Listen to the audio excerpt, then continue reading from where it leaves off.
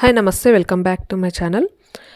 Morning diet follow అయ్యే వాళ్ళకన్నా లేకపోతే నైట్ డిన్నర్లోకి లైట్గా తినే రెసిపీ కావాలనుకుంటే ఒకసారి రెసిపీ ట్రై చేయండి, చాలా బాగుంటుంది. ఇక లేట్ చేయకుండా వీడియోలోకి వెళ్ళిపోదాం.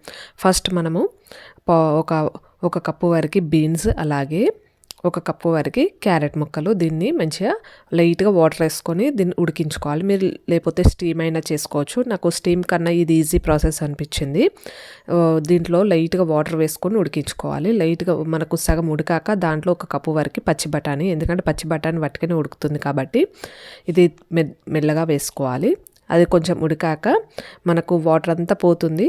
దీన్ని ఒక 5 నిమిషాలు అలాగే ఉంచేసి వాటర్ అంతా పోయేంత వరకు ఉడికించుకోవాలి. చూసారు కదా, మనకు బీన్స్లో క్యారెట్ ఇవన్నీ ఉడికిపోయాయి. తర్వాత పన్నీర్ ముక్కలు, ఇప్పుడు అలాగే హాఫ్ కప్పు వరకు పన్నీర్ ముక్కలు చిన్నగా కట్ చేసుకొని పక్కన ఉంచుకోండి. దాంట్లో లైట్గా బటర్ వేసుకొని దీన్ని పన్నీర్ ముక్కల్ని రెడ్గా అయ్యేంత వరకు పెంచుకోవాలి.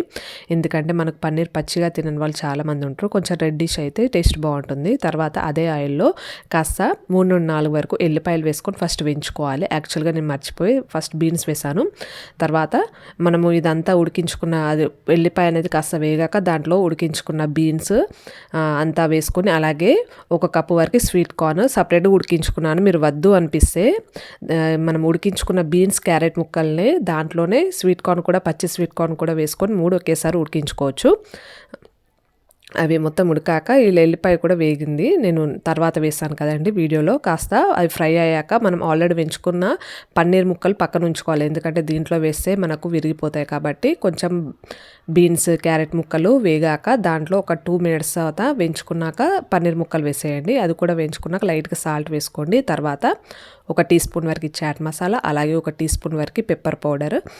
తర్వాత ఇదంతా బాగా కలుపుకోవాలి. పెప్పర్ పౌడర్, చాట్ మసాలా అంతా బాగా కలిసేలాగా బాగా కలుపుకోవాలి. తర్వాత లాస్ట్లో నిమ్మకాయ పిండుకోండి, ఒక అరచెక్క నిమ్మకాయ అంతా చూసుకోండి. సాల్ట్ ఇదంతా చెక్ చేసుకోండి ఒకసారి. ఇది బాగా నిమ్మకాయ లాస్ట్లో కలుపుకొని తర్వాత లాస్ట్లో కొత్తిమీర వేసుకొని దీన్ని బాగా కలుపుకొని ఒక 5 మినిట్స్లో స్టవ్ మీద ఉంచేస్తే అంతే, రెడీ అయిపోతుంది. చాలా సింపుల్ రెసిపీ, అలాగే టేస్ట్ కూడా బాగుంటుంది. చాలా లైట్ ఫుడ్. దీన్ని మీరు మార్నింగ్ లేకపోతే డిన్నర్లోకి తినేయచ్చు. ఇంకేం ట్రై చేయండి, ఒకసారి ట్రై చేసే వాళ్ళు వచ్చిందని కామెంట్ చేయండి.